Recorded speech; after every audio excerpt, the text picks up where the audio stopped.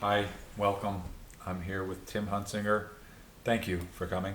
Thanks for inviting me. Um, we met at a Los Angeles Clean Tech Incubator event that was focused on 3D printing, and you noticed that I was using an iBot.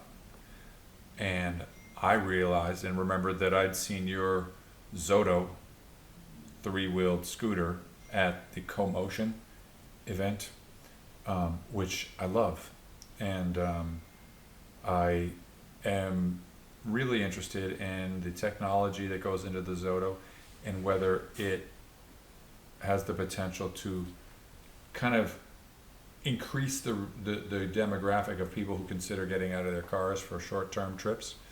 Um, I live in Echo Park. We're here in Echo Park, and in Echo Park, there's a big issue of what we're going to do to develop Sunset Boulevard heading east. There have been some buildings going in that have what look like very impersonal, sterile ground floor parking, no retail, and they get this density bonus to build higher, more units because they're on a transit-oriented corridor. And I saw at the CoMotion that there are new options for developers such as shared electric vehicles that could incentivize developers to build less parking, therefore more units, helping our housing crisis. That was a little bit of a diversion. I want to talk about your technology and your experience with the iBot. First, maybe you could tell us about the XOTO. Sure. XOTO started off as like a Sorry, I said it wrong. XOTO. So the idea, XOTO. the name is get rid of your car, leave your car at home. XOTO, Oh, I didn't- XOTO. The idea really is exactly as you say, to figure out how to convince people that they don't need to take a 5-passenger vehicle every time they go out. If it's just one person going a few miles, finding parking at the other end can be incredibly difficult and it's just incredibly wasteful. So the whole idea of it kind of went back to this. My background is I taught at Art Center for a number of years after graduating from Art Center in the graduate transportation design department. Oh, And so we frequently would talk about the problems of transportation in LA as a backdrop. And because most of the students were not from LA, it was always very jarring to come from whatever country, whatever background they were coming from to LA and realize that the city that, is fairly wealthy, fairly advanced in many ways, their transportation system is just so broken. They would come from countries where you didn't need a car and you take public transportation. We would do experiments where we would go from one end of town to another. It will take you all day. yeah. Especially The anxiety of not knowing whether your bus is 5 minutes away or 30 minutes away. Mhm. Or if you're on the right bus, Right. or if you're even going the right, is this the most efficient way? Yeah. Am I going to end up in the wrong part of town? How many buses do I have to take to connect to the? Yeah. Yeah, and there's always this feeling like, surely I'm doing this wrong because it's taking me so long.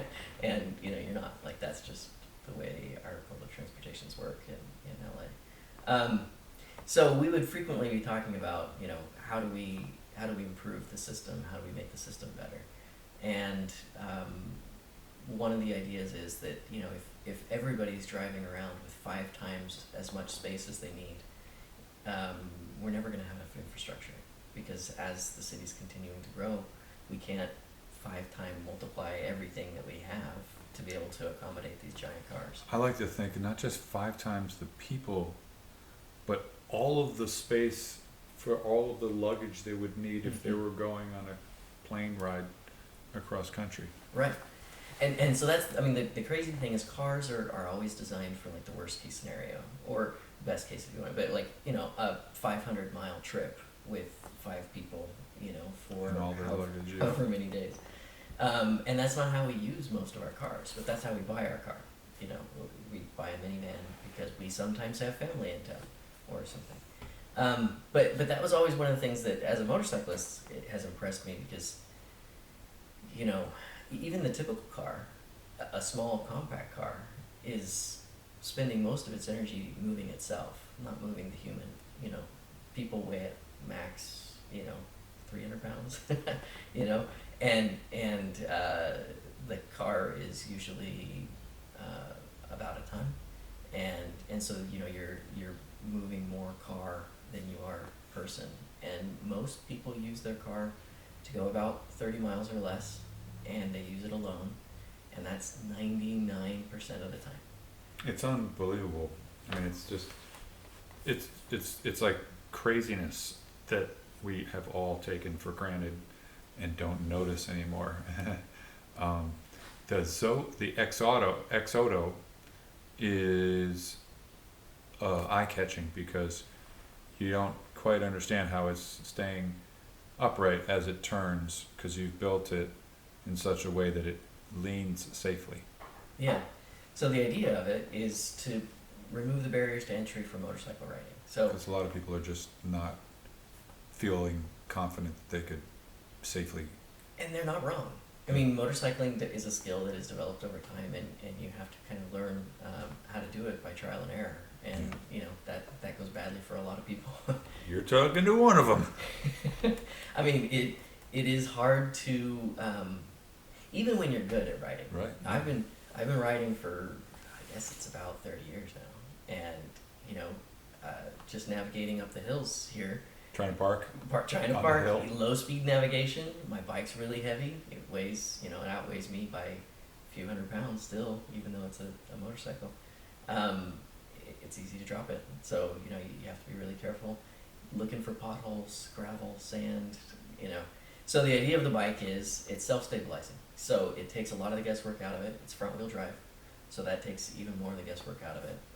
Most people who aren't motorcyclists don't realize that, even maybe motorcyclists that do ride, you're constantly trying to figure out how much power to give and how much brake to give. And if you give too much power, your back end slides out. If you give too little power, if you brake too much, your back end slides out. So because it's a rear-wheel drive vehicle, most motorcycles and bicycles have just an innate problem beyond just the stability of falling over, but a stability of your back end having too much power or not enough power and getting out of control. And just like a front-wheel drive car, a front-wheel drive motorcycle is easier. Wherever you're pointing those wheels, that's where it goes. And you don't have to worry about, your back end sliding out. And then with the stability on top of it, 80% of the accidents that happen just don't happen on this vehicle because you can brake in a turn, you can accelerate as much as you want, you can try to slide it. It's actually kind of hard to do. I did meet some guys that with a lot of practice were able to get it to slide sideways, but it doesn't fall over. It doesn't want to. Yeah, right? that's awesome. It's the challenge sounds like that explanation probably goes over the head of a lot of people. It probably does, and if But you communication is so. If you can help me to simplify it, I would love to. I would absolutely love to because I'm tying it into the concept that as a neighborhood we can create a little section of Los Angeles where people actually don't need cars and they because just this one stretch between Echo Park and downtown slated for a lot of density, and we have this unique situation where if you were to make it a car-free stretch of Sunset, it wouldn't even inconvenience people that much because there are other alternatives. Side streets and things. Yeah, Temple, Beverly, Pico, Washington, all these other places, and you wouldn't have to undo anything, which is very rare. Yeah. I'm not saying it's going to happen right away or anything, but just the idea of an area of Los Angeles that could be walkable, and we have this giant baseball team field that's right here that draws all these people that would obviously support the businesses that would come along with it. Where I'm from in Boston, the area around Fenway Park is mobbed, and it's like there's a game going on here in LA, and since everybody drives to LA, and in Dodger Stadium, And since there's no walking link between Sunset Boulevard and Dodger Stadium, you don't even often know that there's a game happening, and so there's all this potential business that's lost. But I think it'd be neat to introduce to the developers, and they're slow to kind of like listen to community suggestions about their expensive investments. But they have, I've noticed, started to talk about offering as an amenity cargo bikes, and I'm thinking, well, wouldn't a XOTO be much better, serve more of your people, and allow them to do the things that they think they need to do in a car, such as shopping, especially if it's close, which is one of the other things that is a big part of having density bonus. Transit-oriented communities' incentives is that the buildings themselves on the bottom floor would have many of the things that people would no longer have to commute to get to. How do you visually communicate, other than through like a video, that feature, that safety feature of the XOTO? The stability Stability. aspect? I mean, it's hard in video. What we've found more effective really is people riding it, you know? Yeah. And if you can get people to ride it, then, you know, you see the light turn on and they like get it, right? Even watching me ride it isn't the same as them getting on it and trying it for the first time. So one of the things we've done is a number of events like the Electrified Expo, where hundreds of people come in one weekend and ride the vehicle. And by the way, are you aware that there's a Lotus Festival this weekend in Echo No. Park? So every year in July, it's a huge event.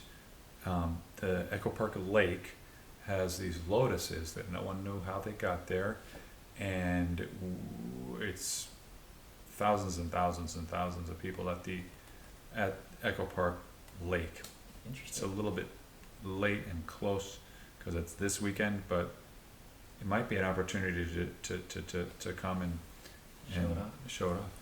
Well, I'll look into it. Yeah. But you were saying that people using it is the best. Yeah, because in the state of California you don't need a motorcycle license to ride it, which is one of the other barriers to entry, right? A lot of people don't want to have to take the test and are worried about not taking the test, obviously.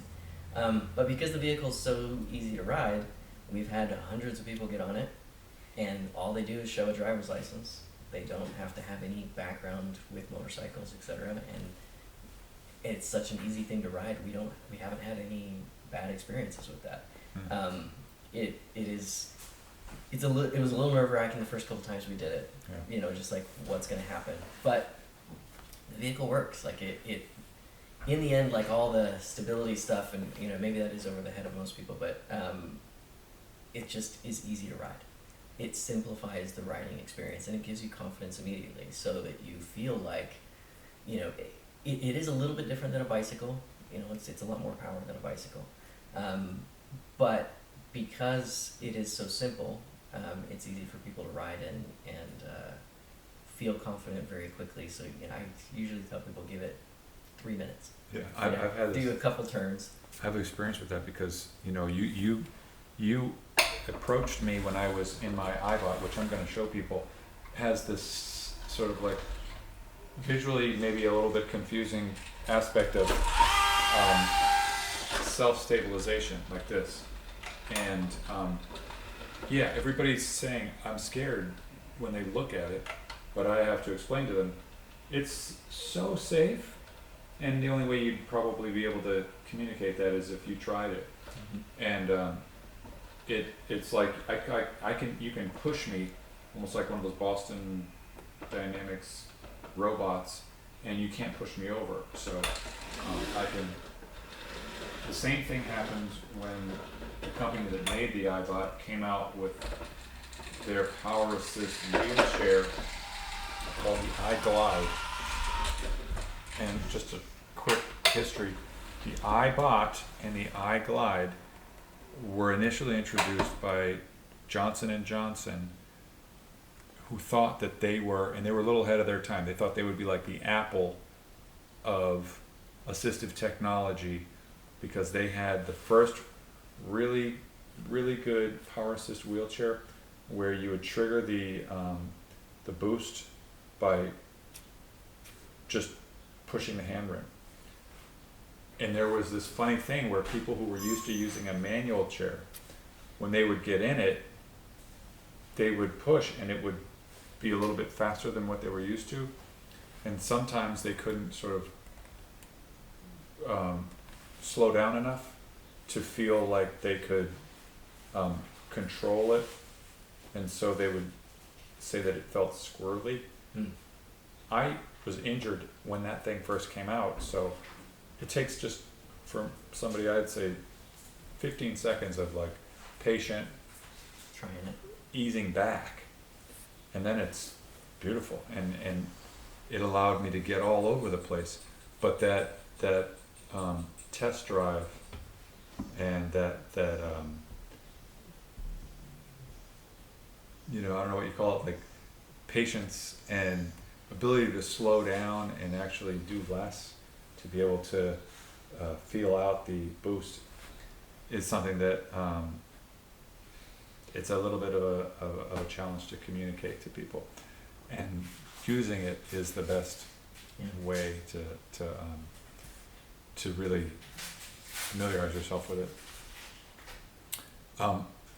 So I've talked to people who I describe XOTO to, who are kind of familiar with design stuff, or the co-motion conference, and they do sort of like, oh yeah, I think I saw that. Like, where have you displayed it besides like co-motion? So we were at CES last year. Oh wow. So that was CES, Consumer Electronics Showcase, or Yeah. Symposium, or whatever. I'm not sure what the S That's is. a giant Show maybe. show, yeah. Yeah, So- it's huge, and we saw literally millions of people in about a week, and so that's probably the biggest show. But we've shown it at the Electrified Expo. We've also just done a bunch of our own events. There's a bunch of events that'll charge you an arm and a leg, and if people aren't coming to see your product specifically, like, it doesn't really convert to sales. So what we found is throwing our own events and inviting our own people. Our website gathers people's contact information if they're interested in learning about the vehicle, and so then we just invite those people to come to an event and try the vehicle out. If they're already interested, and so that ends up being a lot better for us than paying a bunch of money to be in somebody else's event that is not qualified people. Anyway, and that's gone really well. We're working with a number of partners that are going to start renting these vehicles to people. Oh, cool. So you can just for a few bucks go take it for an afternoon and try it out, which is, I think, probably going to be great for business. There's a group in Hawaii, in Maui, that just started riding up the coast in Maui on one of those vehicles. Is so much fun. I mean, you smell. It's the thing. One of the things you take for granted in a car, right, is that you're not really in the environment that you're in, right? And on an XOTO, you smell the smells, you smell the ocean, you feel the wave, the air. It feels different, Yeah. and it's a very different experience than taking. You wave exactly, to people. Yeah. Well, and you see, shouldn't, and they 'cause say it's you. Yeah. And I took exactly the same trip in a car, and it just wasn't the same. It wasn't as magical as it was on the scooter. I feel like this neighborhood has so much good riding. I don't know if you've spent much time here, but there's hills, there's Mhm. cute little nooks and crannies and houses, and in Elysian Park there's good views. Even just over into, like LA is one of these things where there are these different neighborhoods like Highland Park, that are really close, Atwater Village, and it'd be great to not have to drive and look for parking or take the bus. I feel like it could be a good.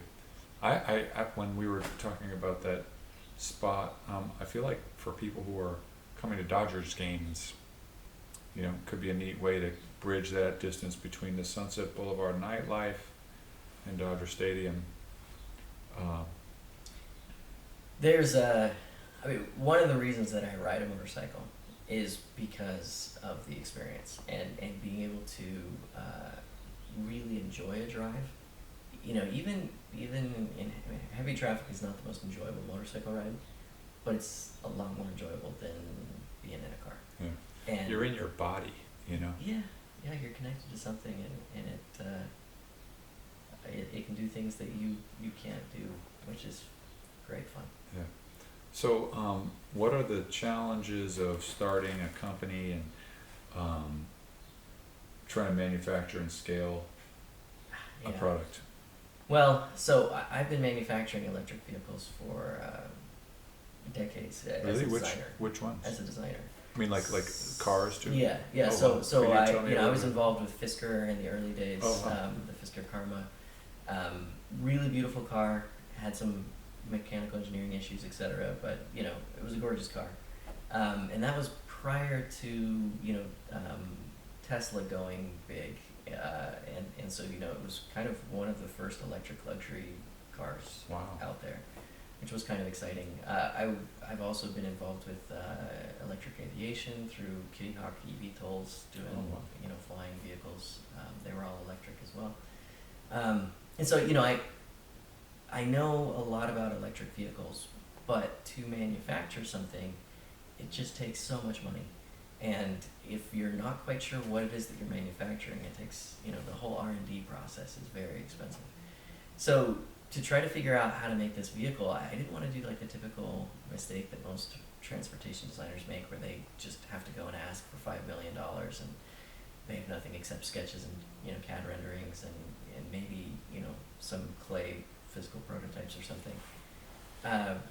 I wanted to actually make something that worked. I wanted to make something that if I'm honest, I needed to prove to myself that it worked. You have this idea in your head, and it's somewhat of a complex mechanism. The leaning mechanism uses gravity to bring you upright, and so in theory, that seemed like it would work. And I kind of got a little obsessed with it. I had all sorts of little tiny models made, but until you actually get on it and ride it, you don't know that it's going to actually function the way that you expect it to. And honestly, it didn't. Like the first couple prototypes I made, I had the linkages proportioned incorrectly, and they didn't do all the things that I wanted it to do. When you say linkages, that's like the parts that Yeah, the mechanism that makes it articulate. lean. And I can send you some videos of Cool. showing it lean. But it doesn't use gyros to do Right. the stability. It uses gravity, and it uses simple mechanical linkages to keep you upright. And I wanted to do that because I felt like that was more simple and more robust than an electronic mechanism that may separate the rider from the experience and actually may end up making it a little harder to ride, especially for people that know how to ride. And so I really wanted to go for this simplistic mechanical form, but that making something simple is actually it's really complicated to make something really simple.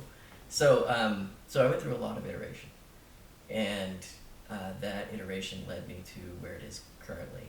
And every time I ride it, it's kind of like this. It does give me a lot of joy just to ride it, and like it works. Like it really does do the thing that it was designed to do, and it took a number of years to get there, and that was really hard, which is expensive.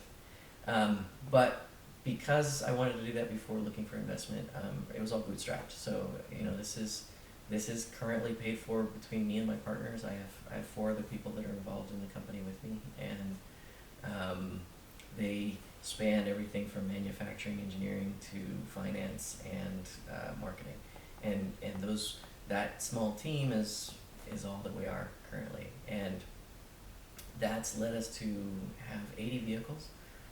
Currently, we have about 15 vehicles in the market, running around on the roads, and we're using those vehicles to prove the various markets. There's direct to consumer, there's rentals, and then there's also service vehicles. As you talk about these event centers, a lot of the event centers have a mobility problem for their staff. You know, how do I get from point A to point B quickly multiple times in a night when there's lots of traffic, foot traffic, and you know, some of the larger vehicles that are used, the side by sides and things like that, don't really do that very well. And so a small electric vehicle that can weave through traffic can be more convenient and better for that. And we also have the ability to tow a trailer, so you have wow. the ability to carry a lot more stuff if you needed to. Why don't you just tell a few more of the background basic features of it? It's a 3-wheel scooter that has a battery that is front-wheel drive. What's the range and all Yeah, that? so it's a 3-wheeled electric scooter. It has a range of about 90 miles. It'll hold 2 batteries. Each battery is about 45 miles of range. And the reason I did 2 batteries is because each one weighs about 27 pounds.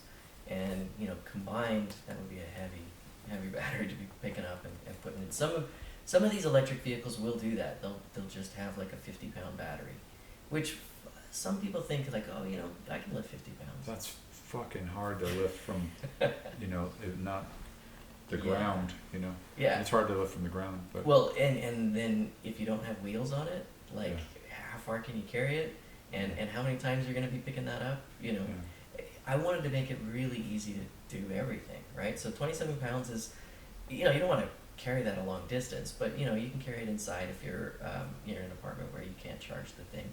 And so the idea is, you know, you can charge on the vehicle, or you can take the batteries out, you can take them inside and charge them. You can also do battery swap. So for rentals, that's really important. They don't have to take a vehicle out of service to do a swap. They just change the batteries and it's ready to go again. That's a big And in the future, I think that'll be really big for us as well, as we do battery swapping stations, et cetera, that will give you effectively unlimited range. You can go anywhere. yeah. And that'll be great for when there's a fleet of these vehicles in the market. So it's electric, it has 2 batteries, it has the ability to carry stuff. So the competitor products for these are e-bikes and typical bikes and also motorcycles, right? So if you look at this vehicle compared to an e-bike, we have DOT approved brakes, we have turn signals, we have rear view mirrors, we have all the things that make it a lot safer than a bicycle.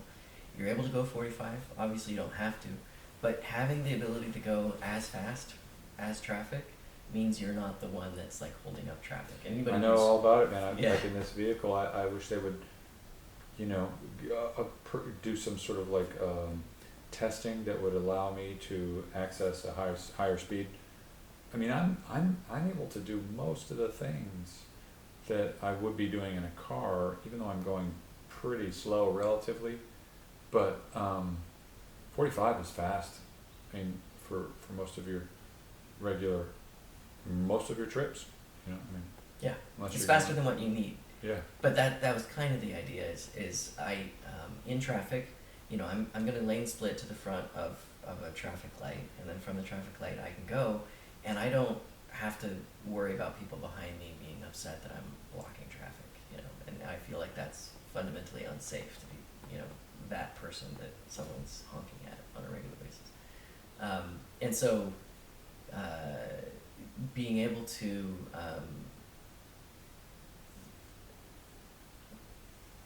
control like basically your environment, it's just safer.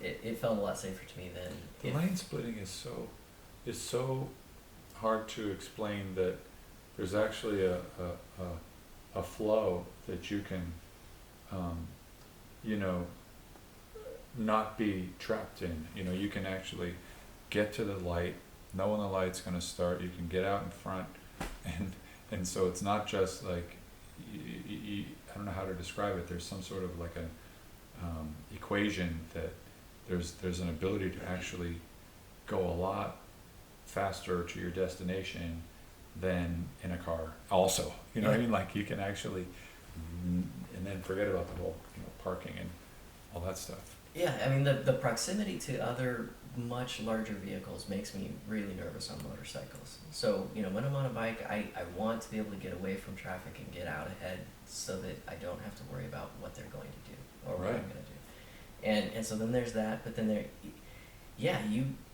most people don't recognize that the typical car, even on a freeway trip, if you look at your average speed, it's typically 35 miles an hour. Even if you're including the much higher speeds of you know, traveling on a freeway, because most of your time is still spent going through town pretty slow.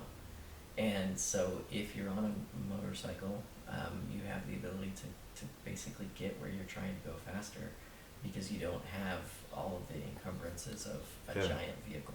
And I'm trying to figure out how to explain that, like, and it'd be great if more people just sort of had a training that, like, be on the lookout for scooters and motorcycles and work with us, because if the scooters and motorcycles can get to the front of the line at the light and take off with more acceleration typically than a car,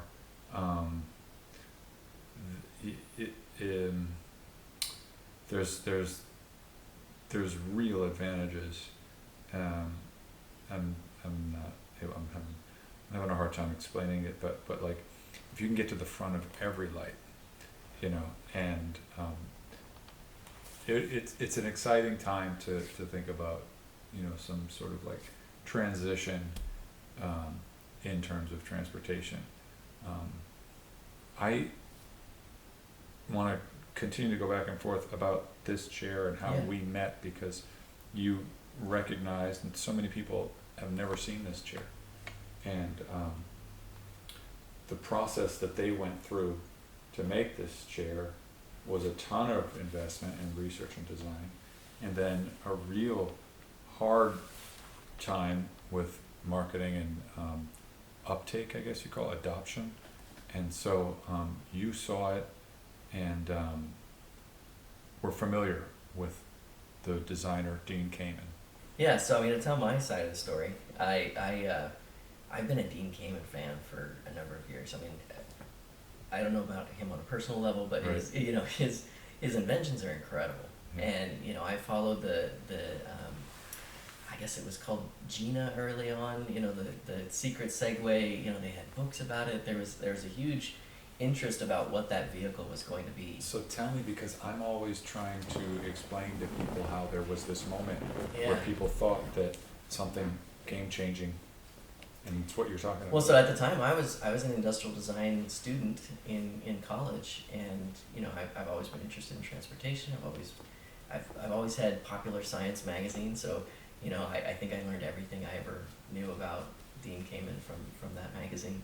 And so you know, I had been following, you know, some of the stuff that he had developed, and then you know, there was this information that I was finding through the web about, you know, this amazing new vehicle that was going to change the way cities were made, and how people were going to get around their cities, and They're going to build their cities. and how they're going to build cities, and you know, there was a lot of discussion about what that would be. But I think between me and my friends, we had figured out that it was going to have to be alternative powered something, and it was going to be something that would get you from point A to point B, but on a personal level, not a motorcycle, not a car, something really different. And so then when it came out as the Segway, there was, I think, a lot of people that were just like super disappointed because it wasn't what they expected it to be. I had an experience in grad school to be able to use 4 Segways, and at the time it was all the different iterations of gens of the vehicle. Was this because your program was affiliated with the Art Center. Art Center was affiliated with Dean Kamen a little bit, It or was, just a logical place for testing? it was a logical place for testing, but I think it was also because Art Center had connections with Segway, and some of the designers involved with Segway. So anyway, I got to use them. The one stipulation was I needed to use them for all of my transportation for an Wow. entire month. Holy So I couldn't get around with anything except that. I And this could is Pasadena mostly? Pasadena, Okay. and so I didn't have to go very far, but I did. You know, Art Center's a lot of late nights, and you know, I did live in far enough away from campus that was a long Segway ride. Wow. At night. Because they don't go fast. They don't go fast. They go as slow as walking. They have no lights. That's wild. And even on the sidewalks, sidewalks are all broken. So, I'd be traveling at, I think they only go like 5 miles an hour. But, that's fast enough that if you hit a break in the sidewalk, you'll actually leave the ground. And I think talking to some of the Segway guys after it, because they wanted me to write about my experience, what did I learn? One of the things I learned is you can't take a Segway off pavement. If you leave the ground with the Segway, if you jump it, it messes with their internal balance system. Yeah, it doesn't have anything to read, right? It doesn't know what to do, and so as soon as it hits the ground, it basically sort of like recalibrates. But effectively what that does is it throws you with, there's a lot of torque in those motors, and it'll kick you basically like getting kicked by a horse, and it'll throw you 6 feet in the opposite direction of wherever you were going when you landed. So you hit the ground and it would throw me. And I tried it once on purpose. The first time I did it, it was totally accidental, really painful. The second time I was like, well, I clearly didn't land that right. I need to try to balance better when I'm landing. It doesn't. So that second time kicking me, I was like, oh, I'm not doing that again. Yeah. Because I'm a huge fan of Segway. Yeah, but I did get thrown. I learned not to do that. Did you notice that there was that experience, and then the designers had to, I don't know, like put a warning on it, or did it dampen the way that they tried to release it? No, because it was already released. Oh. So this was not a pre-release. Okay. It was new, and it was still considered like new technology. I had the Gen 3, which was, I don't know how many were out at the time, but it was really new. It had a little cool widget that you put in your pocket that turned it on through near field communication, and it kind of felt like magic. It was pretty cool. This feels like magic. But no, I think what it did is it made them reevaluate how I would use the vehicle, and I wasn't given as much freedom with them in the future after having that discussion. But for me, it was a really great experience to understand that you need different modes, right? And what works indoors and outdoors are absolutely different. And the scales are so different. You can't have one vehicle that has one mode and have it work inside a building where there's pedestrians walking around corners, and outdoors where you're trying to keep up with vehicles, cars. Yeah. So that same thing happens in wheelchairs. When they first came out with the iGlide, which is just a normal looking wheelchair, beautiful device. It's a lot of the wheelchairs that are power assist have their batteries either in the hub of the wheel or some other kind of side. This thing looks exactly like a normal wheelchair because they put the battery and the motor up under the seat, and it looked exactly like a normal wheelchair, except I'd be crossing the street next to someone else in a wheelchair and they'd be pushing and barely moving, and I'd just give it one of these and I'd be passing, Yeah. But they ended up having to come with an indoor and an outdoor mode in their next generation. So yeah, you were saying that they had to come up with modes for the Segway. I don't know if they ever did, but they need to.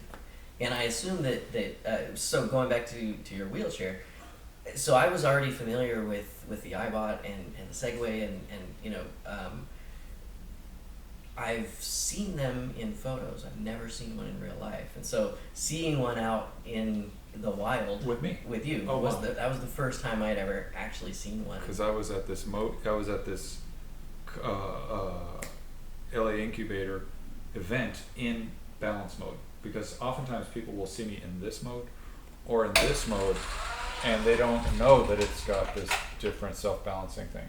And there's a lot of people who I've known for years who have seen me in this mode or this mode but have never seen me in the self-balancing mode, and they don't. So, and it's funny because when I go into coffee shops or whatever, it's nice to be able to be in balance mode and be able to sort of like have this person eye to eye level thing, and also, It changes the footprint of the vehicle. yeah, and I can actually, I can act, like you were saying, how you can get through space, I can flow through spaces by using, because I'm very familiar with it.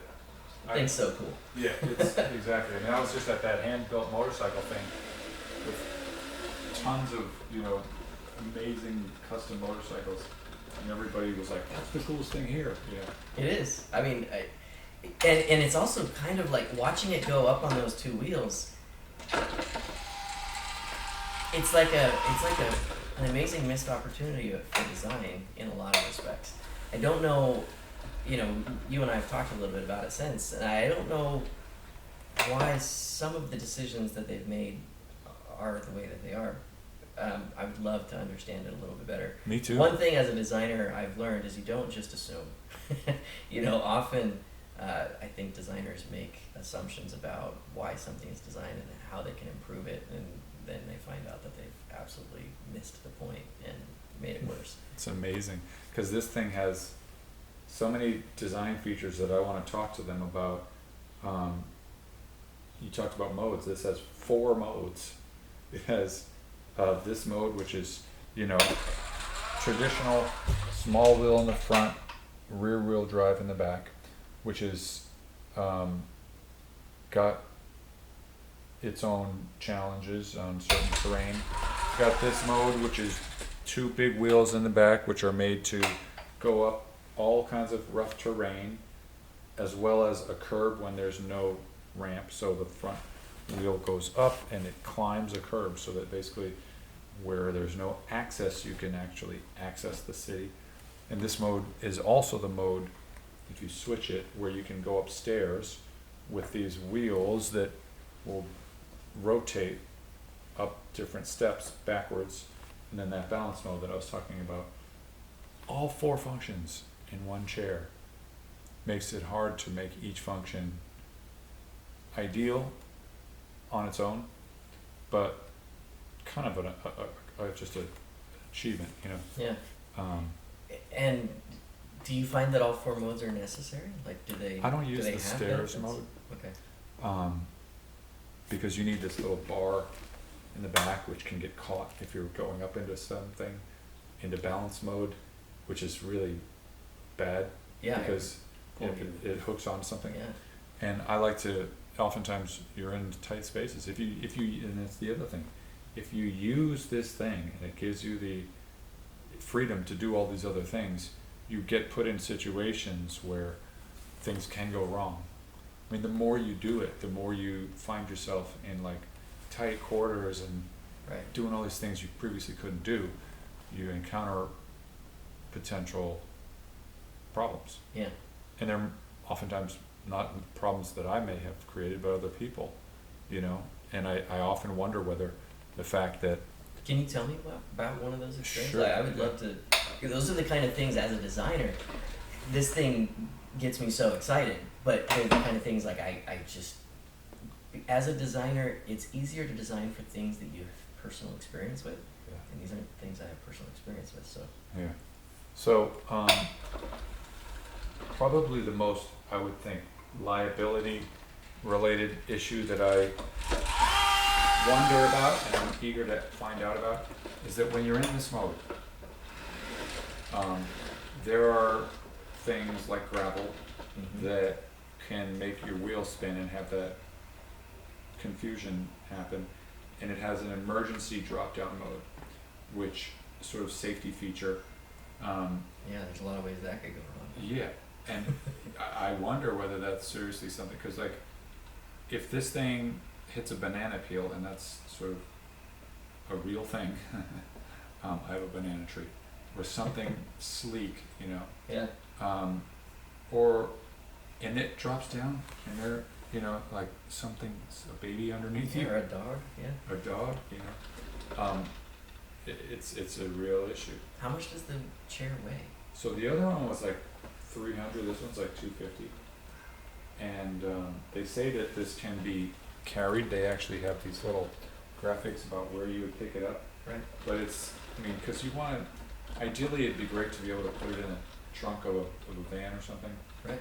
It's still heavy unless you've got two Yeah, extremely two strong- fifties. Yeah. Most people aren't picking that up. Yeah, and air travel is funny because they have to often, you know, they have these ramps that carry luggage down and everything, but they actually have made it so that you remove this and you can take off stuff and fold the chair down and, but that safety thing is one. So have you tried to use this on an airplane? Like what? I put it on an airplane. The reason I have this chair is because I had the old chair which I bought used, which people couldn't, after they stopped being able to get Medicare or private insurance to pay for it, it was too difficult to sustain the business, and after spending like 150 million in the R&D, they basically stopped producing them. Yeah. They serviced them for 5 years, but the old one was damaged on a trip to LA from Boston, and since there's no way to repair the old ones, the airline's insurance had to pay for a brand new one, which, you know, is insurance is sometimes pretty amazing, Yeah. and I'm extremely lucky that they did that. Yeah.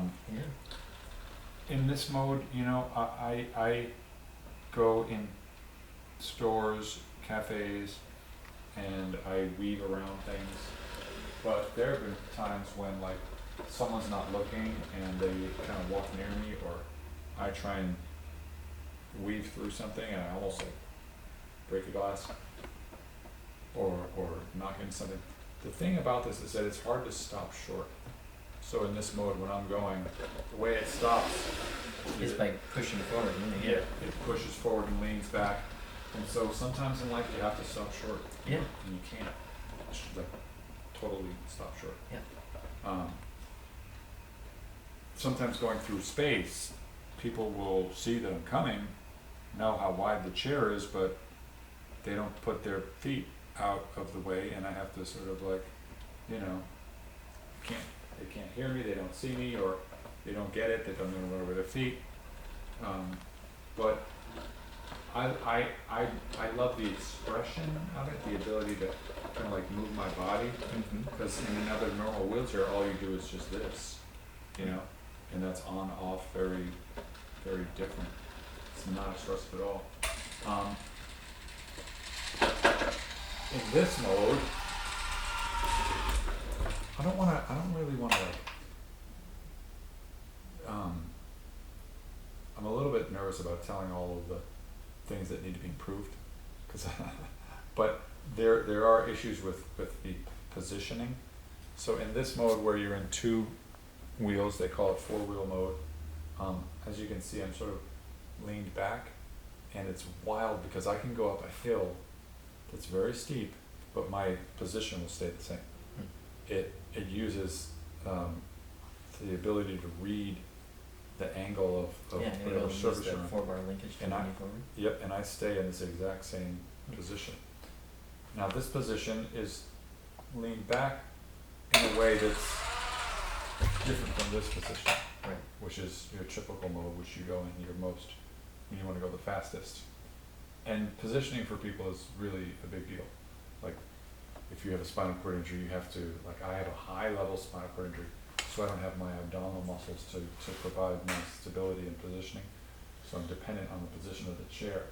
And having to go between this position, which is honestly a little bit too far forward, and this position, which is honestly a little bit too far back, but be able to use both. I think there's a little bit of a room for improvement on that. You wish you had more control over your position electronically. Yeah. Okay. And all of the other old iBot had almost like a car seat backrest angle switch, which I love, because I could just lift and shift and lock in whatever I wanted. Why do you think they got rid of it? So this is a really interesting design thing. Because people in wheelchairs, spinal cord injuries, have different levels of spinal cord injuries and different secondary medical conditions like pressure sores or weakness and compromised ability to use one arm or both arms. What they've done, instead of creating an all-in-one ready-to-go personal mobility device is they've provided the base and used, I don't know if aftermarket's the right word for it, but secondary market armrest, backrest, footrest. So you, when you order the chair, have to get non-iBot hardware. And that, to me, is a little bit of an issue because even though these are all black and they don't necessarily, obviously, visually clash so much with the base, it doesn't have the coherent look that the older version does. Yeah, I mean, that is one of the first things you notice is that they don't have like the same design language, but I assume they Design language, I love that. they aren't, they probably aren't designed to go together in ways, so in some respects, the medically approved, I would call them off-the-shelf parts that they're using Off the shelf, yeah. are not necessarily equipped to do the changes that vehicle does, which That's I think right. is interesting. Yeah. And your familiarity with design and fabrication or CAD is something I'm really excited to talk to you about because I have to drive through the city, and what I have to do, because there are so many bumps in the road, is I have to kind of keep the weight off of my butt Mm-hmm. by lifting with my elbows. And if I had something that I could hold on to here, I could do that more effectively. Obviously, it'd be great if the sidewalks were better. It'd be great if this thing had more suspension. Yeah, that was exactly. So, using the Segway, I know a little bit about how that feels because, yeah, it's always in your knees. And so I would have to keep my knees prone, basically bent, so that as I was going down the road, they would become my suspension. But if you don't have that in the seat, then, yeah, that's a huge problem because it's painful. Yeah. And, you know, it's an interesting phenomenon where, like, it frees you up to do more things, but then when you do more things, you take more bumps. Mm-hmm. So I don't know how many, I'd love to know how other iBot users use their chair, how many miles they put on it, because I'm just like a little bit different. I really need to be outside a lot, and I have a dog that needs 2 long walks every day. So as you can see, my tires are basically Yeah, worn they need to through. replace them. I really want to get in touch with them and ask them, like, because I know they must be calculating how many miles I'm putting on there. Well, that is one of the questions I have. Is there a users group that like That's a good question. I just ordered tires, and they're gonna call me back today, and I'm gonna ask them that because if there there's an old isn't, that's a Facebook. missed opportunity. There's an old Facebook users group for the old iBot, and the administrator of that Facebook group is stepping down, and I may try and see if I could take that position, because the thing is that, like you said, you've never seen one in the wild.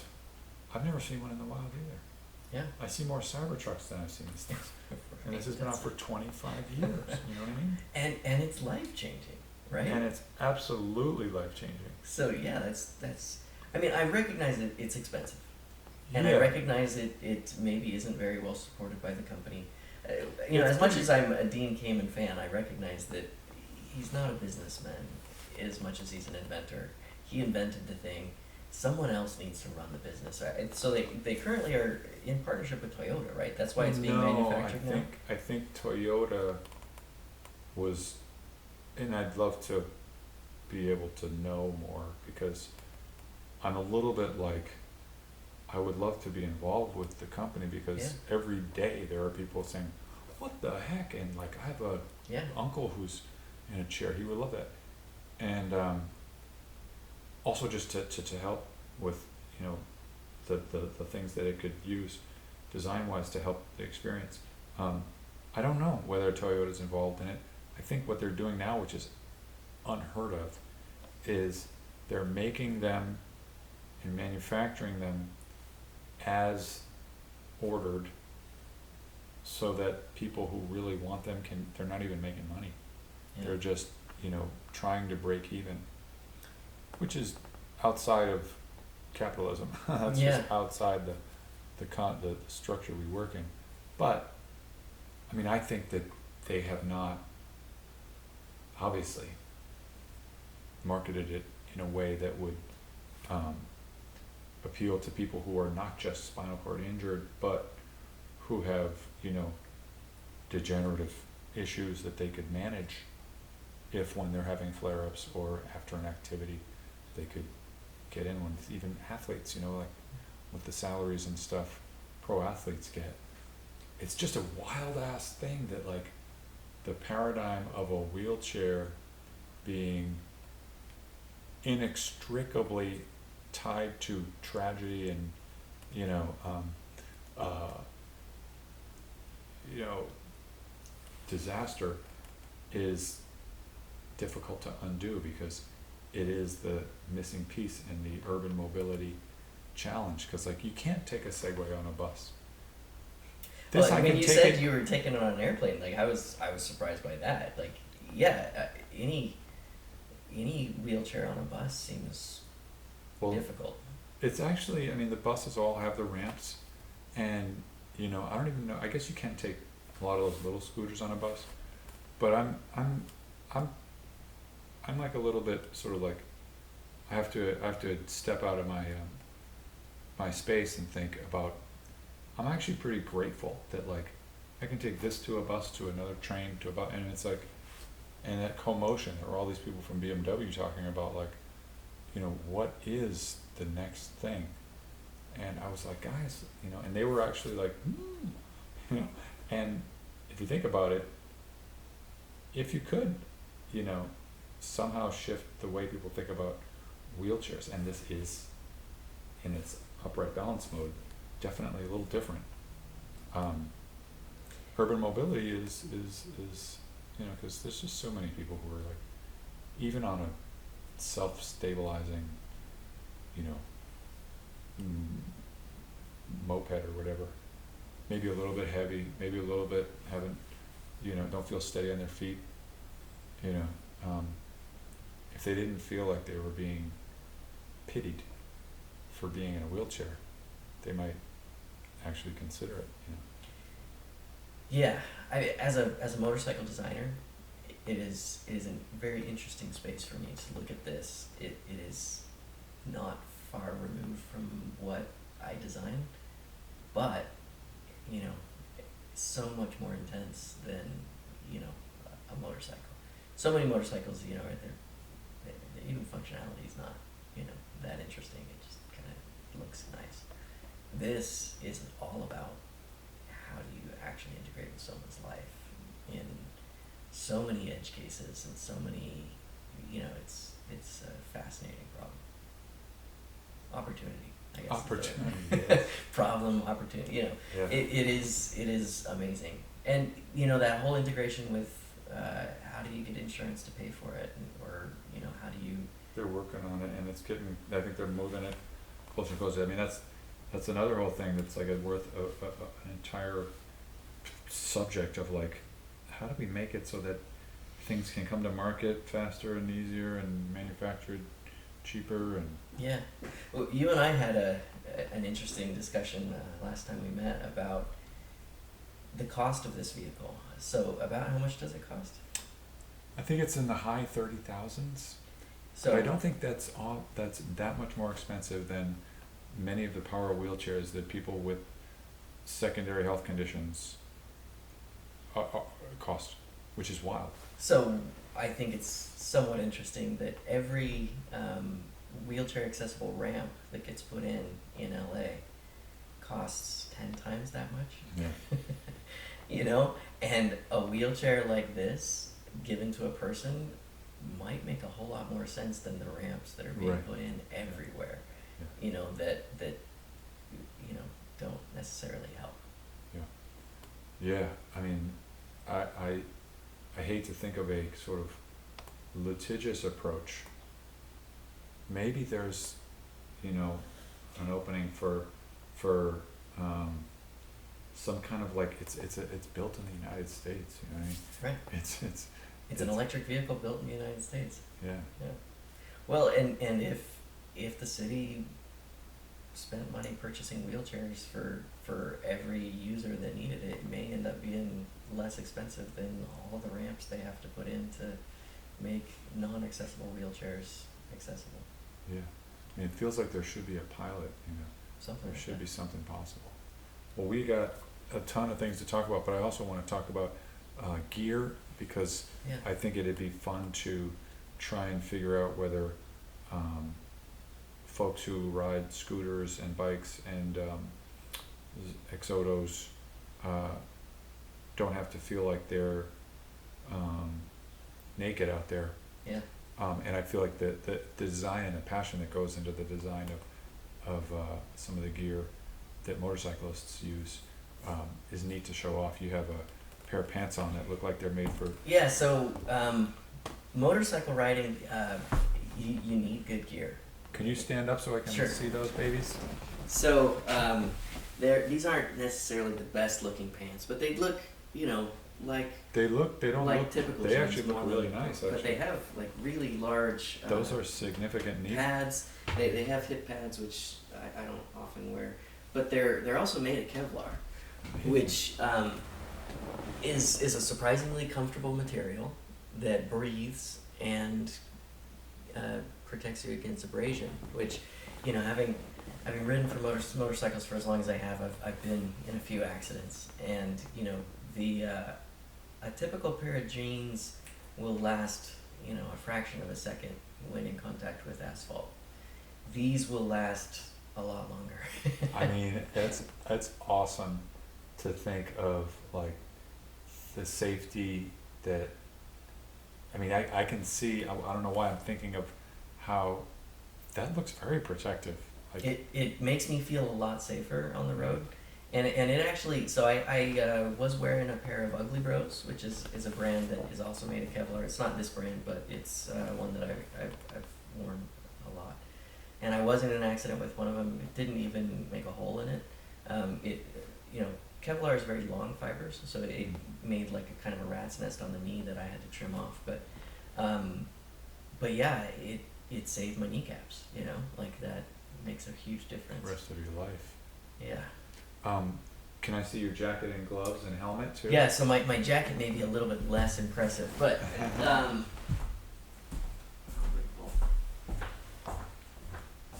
It's not leather. so having been in a few accidents, I never ride without gear. You know, you can have you'd be popping down to the grocery store for a minute and, you know, have an accident and not having gear is a terrible situation to be in. And You I know, see a these helmet people is on so scooters that are like flying, important. Yeah. and they got T-shirts. Yeah. I mean, like those stand-up scooters. Right. I want to make Birds sure that and lions. we get like, because I'm still not even like yours is called a scooter. Right. It's so confusing. It's So like my curry leaf tree. yeah. The names. Yeah. So I mean, birds and limes. Like I try to call them birds and limes. Okay. You know, they are a different kind of scooter. Stand-up Scooter. two-wheel scooters. Yeah. Yeah. Kick scooters. Kick scooter. Okay, well I mean, that'll work. They're electric, but they're still a kick scooter. Kick scooter. Okay, cool. Well, now I have a word to use for it to differentiate between that and your scooter. Well, so I always wear a jacket. I get cold anytime, too. even if it's 100 degrees outside. I still wear a jacket for the protective features, but also it does keep the sun off of you, and you just generally feel more comfortable. Because you are out there and there's a lot of wind buffeting, jackets are always on, and I always keep it zipped up.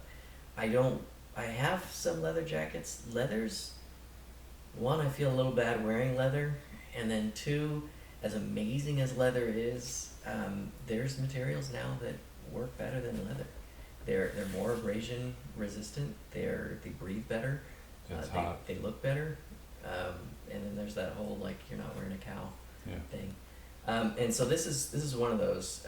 This also it looks like denim, but it is more extreme material than that. It Oh, has wow. Kevlar and other things lot stronger. And I like this one because it's not too thin. It does give me a little bit of buffet control, I guess, when things hit it. And when you're riding, I ride on the freeway, and going whatever freeway speed you're going, you get hit by things, rocks and things, and you don't want even a beetle hitting you in the face. Pebble. At a bare skin is incredibly painful at 20 miles an hour. At 100 miles an hour, would not want to feel what that would feel like. Yeah. So I always wear a full face helmet, and I always wear padded gear. What is this thing on the left? Is that just like a? Yeah, so this is one of the other things that it actually is kind of like it's a thing that maybe not all riders know about. They're not new technology, but this is a communicator, and so this actually makes it so that I can communicate with my cell phone through Bluetooth, but it also means that I can communicate with other riders. Oh wow! And so riding in a group, one of the things that's always a little bit difficult is coordinating, where we're going, what we're doing, how we're doing it. Hey, there's some rocks in the road up here, that kind of thing. And so being able to talk to somebody, and That's so cool. I never even thought about it. It's like a flock of birds or something. Like, hey, the guy in the front can be like a scout, and Yep. we're coming up to a turn that has some gravel, or no gravel. You can go for it and have fun on a turn. yeah. So being able to communicate, this is it's called a Senna. It's pretty old, but there's 100 different devices now that do that same thing, and they're kind of universal, made to go on any helmet that you want, which is super nice. You don't want to have to buy a helmet specific to the communicator. Yeah. That back in the old days, that is what everyone did, something that was integrated, but this makes a lot more sense. Cool. What's up with the helmet? So this is which brand is this one? So one of the things most people don't know about helmets is you need to change it regularly. Really? So if you spend $800 on a helmet, it's not going to last you more than 2 years. It shouldn't last you more than 2 years. You can use it for as long as it's around, but the foam breaks down. The materials in the actual helmet break down, and also if you drop a helmet from standing height, it lost most of its effectiveness in just simple dropping it. Wow. And how many helmets get dropped, all Yeah. the time? So I have lots of helmets, and I honestly don't keep a helmet for longer than 2 years. Wow. Just because, one, they start to wear out and lose their effectiveness. Two, it's something that you're wearing on your skin. They get dirty, and anyway. So most of my helmets, they get replaced fairly quickly. But this is a billet, I believe, and I bought this one because it kind of has a classic look. I enjoy classic motorcycles, and I enjoy classic styling more than something that looks a little more racy, I guess. And so this is what I wear right Awesome. Can I take a look at it? now. Yeah, of course. And typically it has a microphone. Again, my gear is starting to get old. It doesn't have the microphone anymore. Cool. And can I see those gloves, or maybe you could actually tell me a little bit about. Yeah, so these gloves are leather. That is one of the things that almost all of my gloves are leather. Ex machina. Yeah. Those are my summer gloves, because you have winter gloves when it's cold. But these are a little thinner, and they're a little lighter. They're perforated for air. They still give me the protection of these are calf skin. I have a pair of deerskin leather that is softer, because you're doing a lot of gripping when riding and twisting. If you have really thick gloves, it actually makes it really hard to do that. But if they're not thick enough, they're not doing the job that they're supposed to do, which is abrasion against the ground. So you want something that'll actually protect your fingers. And so that's my gloves. I always wear boots when I'm riding. I have experimented with different styles of boots, but one accident I was in, a number of years ago now, convinced me that foot protection's important. You know, I was wearing full gear and I broke a toe. Mm. And that was the only thing that I broke in the accident except for the motorcycle. But that convinced me I should probably be protecting my toes as well. I ended up in an ambulance in that accident because I broke a toe. I couldn't stand. That was, that was 20 years ago now. So, but I guess that's one of the things about motorcycle riding is you learn from trial and error, unfortunately. And the trick is to have enough chances to, be able to learn what you need to learn to be a good rider without having a terrible experience. Yeah. It feels like we're at this point where there's so much potential for a shift in the way people think about transportation, and there's this big push for electrification. Have you tried an electric motorcycle? Yeah. Yeah. Yeah, so all of my XOTOs are electric, but the first time I rode an electric motorcycle was probably 15 years ago. I rode a Zero motorcycle. Hmm. It was kind of terrible. Like I was kind of didn't love it. Not impressed. It was really jerky and the early Zero motorcycles were really rugged. They were mostly dirt bikes with big motors on. That's not where they are now. Zero motorcycles are amazing now, and I mean they were amazing for where they were at the time. I guess they were more like what a cake motorcycle is now. But I think the first time I really fell in love was I rode a Livewire, and again it was one of those experiences. I kind of was riding it because I go out of my way to ride every motorcycle that I can, whether it's a giant Goldwing or, I just want that experience. And I got on a Livewire at an Electrified Expo show, kind of thinking I was going to hate it, being not very sporty, and the look of that bike is very different than the experience of that bike, and it is incredibly more sporty than it looks. It is, from a designer standpoint, maybe a missed opportunity as well. It is so fundamentally different. The bike itself needs to look as different as the technology that's in there. It's incredibly torquey. It's incredibly fast. The range is really great. A massive amount of power, and it's just really a hoot to ride. And it's different sounds, right? Like in the past, I was one of those guys who put the aftermarket exhaust on his bike to make it louder. I since have learned, loud bikes don't save lives. You can make your bike as loud as you want. It'll annoy the neighbors, but it's not gonna. Cars are so quiet nowadays. You don't hear a bike coming until it's right on you. You see it before you hear it. Isn't it funny how that can change, but there's so much culture built around that it takes on a life of its own. Yeah. I mean, I think some bikes that are so loud must startle and create dangerous situations. Even for the riders themselves. Yeah. I used to have to wear earplugs to ride my bike because I had recognizable hearing loss after riding, and that's just dumb. Yeah.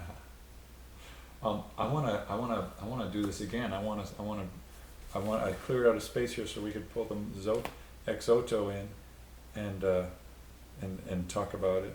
Will you come back sometime? Yeah, definitely. Awesome. And I'll definitely bring the bike. I Cool. should have done it that way. No, we have so much, there's so much to talk about, and especially when it comes to like the how to communicate the safety advantages of XOTO, and that audience that's not sure whether they would make that, cross that threshold, but I'm really excited that we did this, and I'm looking forward to doing it again. I'm hoping that if you're around this weekend, you might check out the Lotus Festival. Yeah, that sounds like. Because I'll try and like create a space where we can show it off and talk about it. Do you already have a space there in the show? Well, yeah, with the neighborhood council, and this falls under the livability and sustainability committee that I run. I mean, if there's a space there, I'll bring it down, and Let's we'll do it then. make it happen. All right, because it's last time I had this organization called Grey Water, where they recycle your, you know, water from your laundry machine for, you know, landscaping and that'd be awesome. Let's do it. Yeah, I'll definitely make that happen. Alright, so it's if at you Lotus can send me- Festival, is Echo Park Lake, Saturday and Sunday, July 13 and 14, I think. Okay. Yes, cool. Great. Thanks, man. Yeah.